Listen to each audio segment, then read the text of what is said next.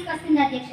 గడిచిన 5 సంవత్సరాల్లో ప్రైవేట్ స్కూళ్ళు కళాశాలలు ఫీజులు బాధకుండా ఎవరు అడగట్లేదు, పట్టించుకోవట్లేదు అధ్యక్ష.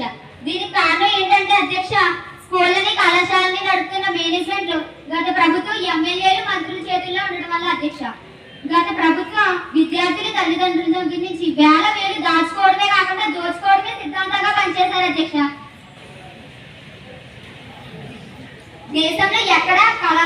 దేశంలో స్కూళ్ళు కళాశాలలు నడపడం వ్యాపారం కాదు అధ్యక్ష, ప్రజల కోసం సేవ చేయాలి అధ్యక్ష. కానీ గతంలో జరిగింది ఏంటంటే అధ్యక్ష, ఎల్కేజీ యూకేజీలకే ₹1,00,000 వెచ్చించి ఖర్చు చేయాలంటే సామాన్య దిగువ మధ్యతరగతికి ఎలా సాధ్యమవుతుంది అధ్యక్ష? రైట్ టు ఎడ్యుకేషన్ ప్రకారం 25 సీట్లు ఫ్రీగా ఇవ్వాలి అధ్యక్ష.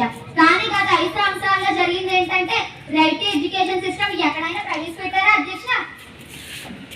తల్లిదండ్రులు కానీ ప్రభుత్వాలు కానీ చదువు అనేది పిల్లలకి ఇచ్చే ఆస్తి అవ్వాలి అధ్యక్ష.